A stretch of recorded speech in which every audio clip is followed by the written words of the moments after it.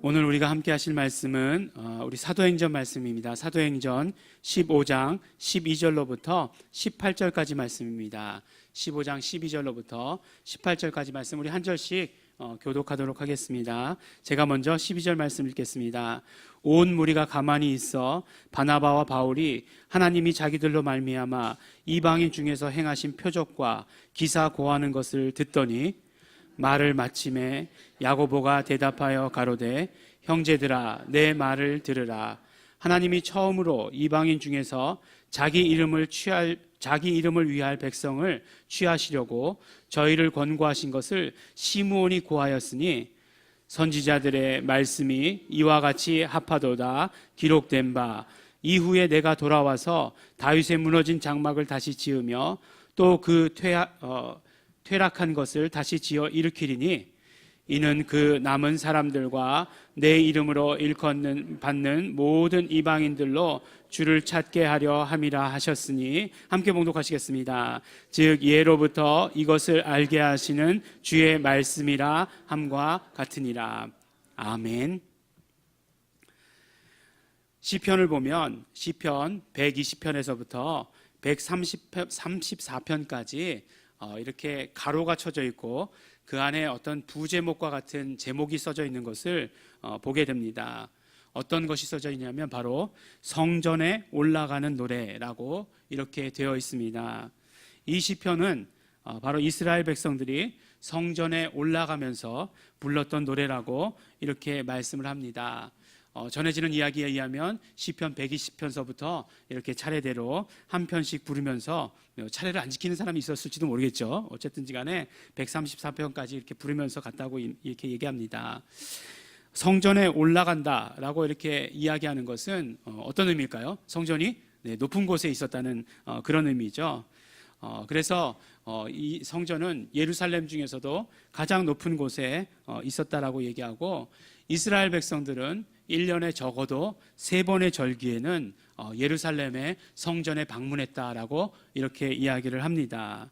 봄에는 유월절, 그리고 초여름에는 오순절, 그리고 가을에는 초막절에 이렇게 성전으로 이렇게 올라갔다라고 이렇게 얘기하고 그때에는 정말 흩어져 있던 많은 이스라엘 사람들이 다 함께 모여서 성전으로 가는 것을, 그러니까 공동체가 하나님께 감사하고 공동체가 하나님께 헌신하기로 다짐하는 그런 순간이었다라고 이렇게 이야기를 합니다. 우리 그 민요들도 보면 그런 것들이 많이 있더라고요. 노동요라고 해가지고 일할 때 부르는 노래들 있잖아요. 그런 것들이 많이 있습니다. 농사와 관련돼 가지고 모 심을 때도 부르는 노래가 있고 또 가을 거지할 때 부르는 그런 노래들이 많이 있습니다. 왜 노래를 부르는가? 많은 사람들이 이야기할 때 그 노동이 힘들기 때문에 그 힘든 것을 조금이라도 덜어주는 것, 그것을 이기기 위해서 노동요를 부른다 이렇게 이야기를 합니다. 저는 경험해보지 못한 세계의 이야기지만 막걸리 한 잔에 노래 한 곡이면 모든 피로가 다 씻긴다 이렇게 이야기들을 합니다. 아마 성전에 올라가는 것도 힘들었을 거예요. 힘들었을 것이다라고 생각합니다. 그 이스라엘 백성들의 순례의 대부분을 성전을 오르는 데 사용했다라고 하니까 성전을 오르면서 이렇게 시편을 부르면서 시편의 노래들을 부르면서 힘든 것도 다 이기고 하나님께 정말 기쁘게 나아가지 않았을까라고 이렇게 생각을 하게 됩니다.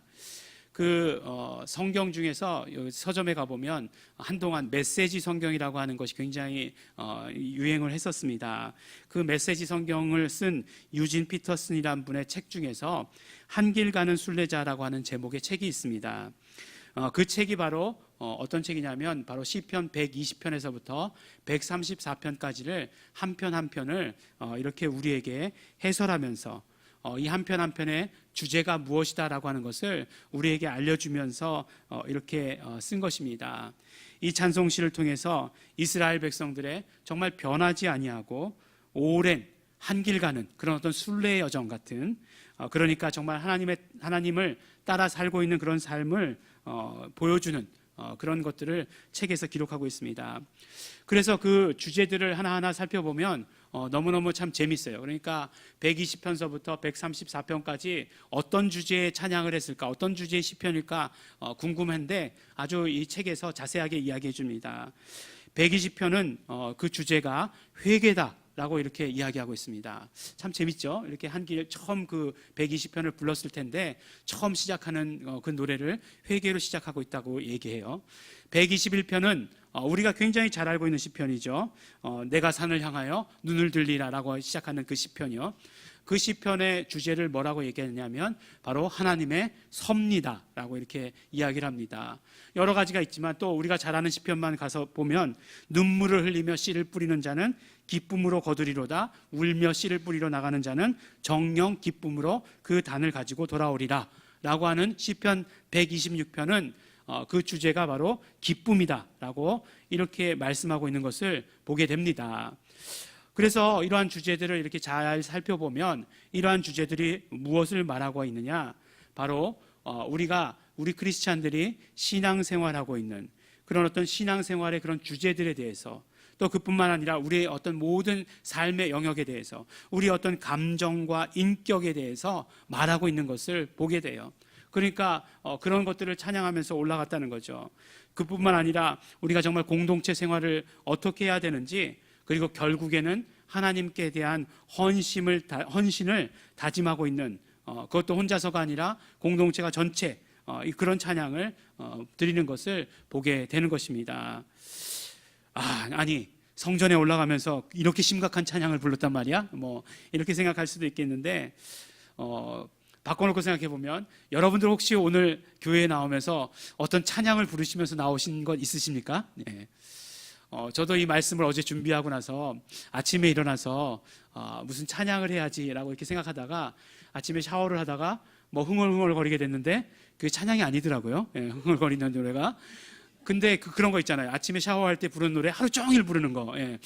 그래서 교회 올 때까지 그 찬양이 아닌 그 노래를 이렇게 막 흥얼흥얼 거리면서 오게 되더라고요. 예. 근데 사실 이 얘기를 하면서 또 생각해 보니까 그럼 우리는 성전을 올라가면서 부르는 노래가 아니라 성전에 내려가면서 부르는 노래 아니야? 뭐 이런 생각도 하기도 했습니다. 지하니까 그런 생각도 하기도 했었는데 여러분들 혹시 정말 그 성전에 나오면서, 우리가 정말 교회에 나오면서 우리 마음속에 생각했던 것, 느꼈던 감정들, 이런 것들이 무엇인가 하는 것이에요.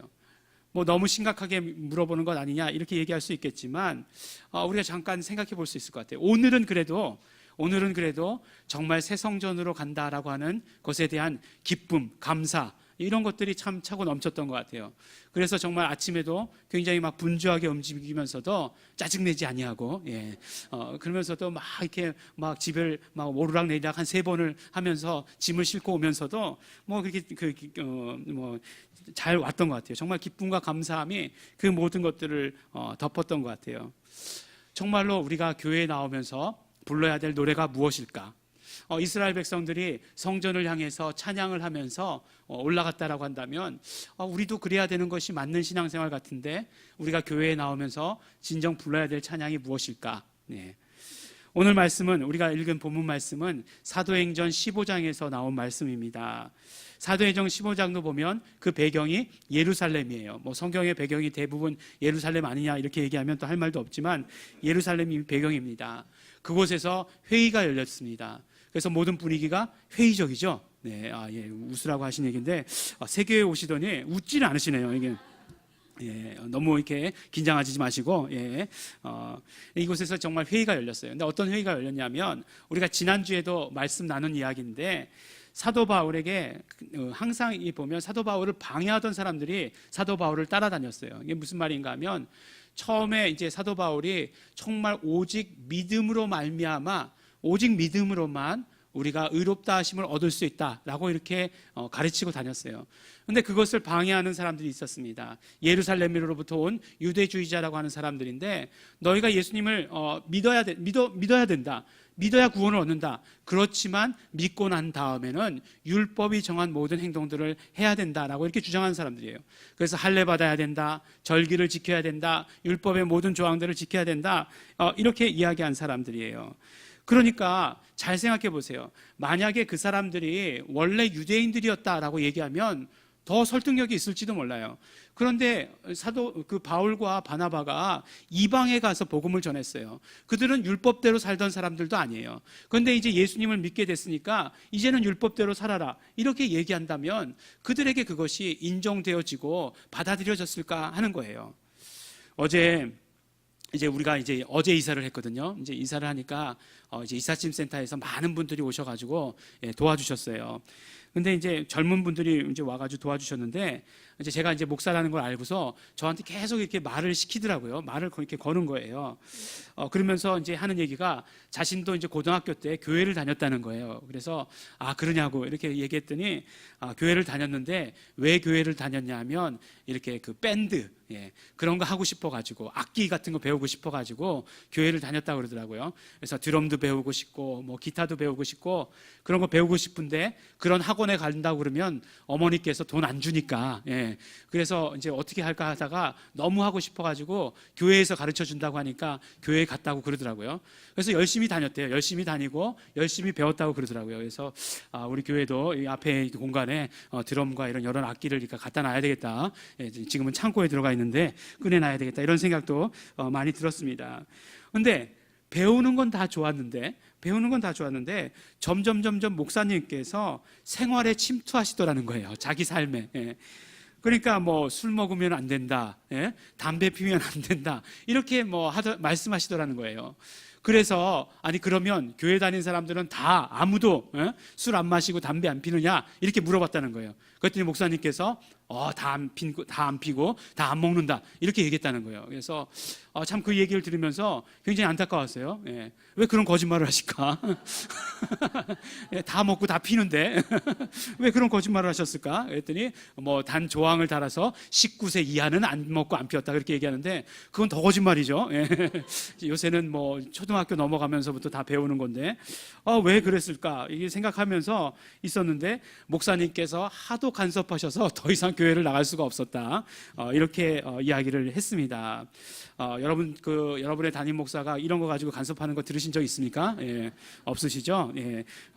물론 권장하는 건 아니에요. 권장하진 않지만 그러나 중요한 것이 중요한 포인트가 어디에 있는가라는 것을 우리가 알아야 된다는 거죠. 물론 정확하게 일치하진 않지만 이런 비슷한 상황인 거예요. 이방인들에게 예수 믿었다고 해가지고 율법을 지켜야 된다 이렇게 이야기한다면 이건 정말 어렵고 힘든 일이죠. 다시 정말 하나님으로부터 멀어지게 하는 그런 일들이 되는 것이죠.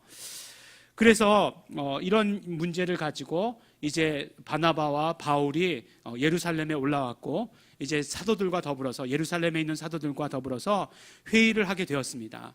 그래서 이것이 정말 그 이방 선교를 위해서 어떻게 하는 것이 정말 바람직한 것이냐라고 하는 것을 회의하기 시작했어요. 그리고 나서 이제 이 회의의 맨 마지막에 어떤 결론과 같은 것들을 맺어주시는 것이 바로 야고보 사도가 하고 있는 이야기예요. 이제 야고보 사도가 나와서 이야기를 합니다. 뭐라고 얘기합니까? 형제들아, 내 말을 들으라. 다 너무 카리스마가 넘치지 않습니까? 여러분 제 말을 들으십시오. 그런데 다 그냥 핸드폰 보고 있고 막 그러면 얼마나 정말 마음이 그렇겠어요. 근데 야고보 사도가 딱 형제들아 내 말을 들으라. 근데 왜 또 야고보가 그랬느냐? 야고보 사도가 그때 당시 예루살렘 교회의 리더였기 때문에 그래요. 우리는 베드로 아니야? 이렇게 생각할 수 있는데 그때 당시 예루살렘 교회를 책임지고 있던 사람은 바로 야고보이기 때문에 그렇습니다.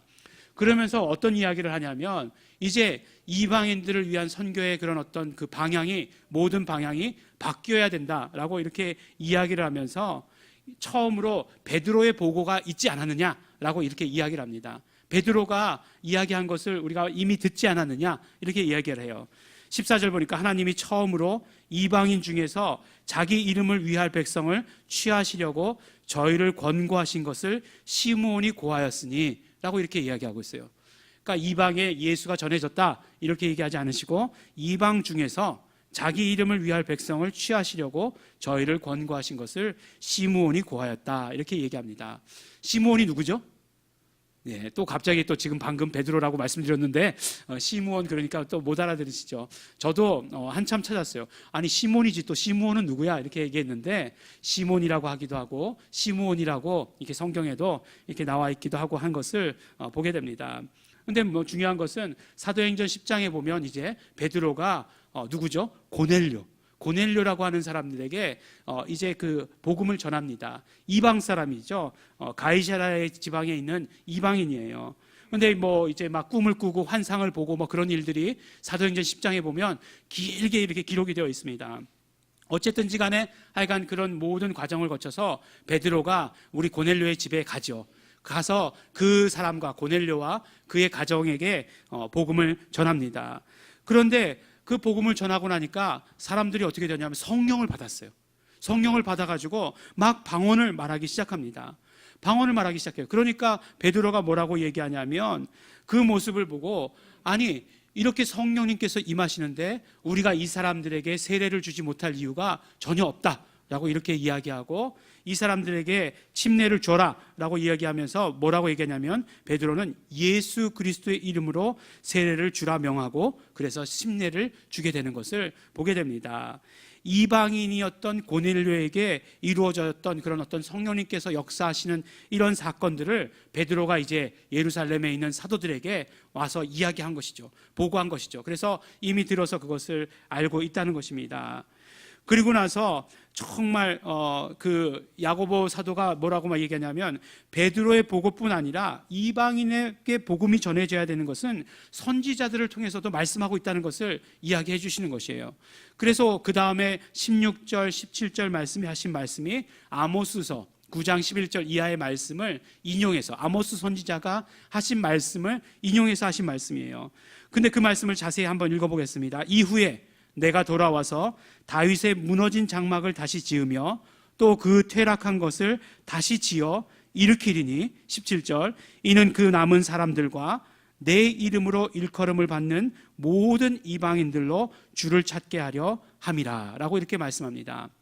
그러니까 우리가 처음에 이야기했던 대로 이제 야고보 사도가 이제 바로 이방 사람들에게 어떻게 선교를 할 것이냐, 어떻게 예수를 전할 것이냐에 대해서 이야기한 것이다라고 하는 것을 우리가 이제 다 알게 되었어요.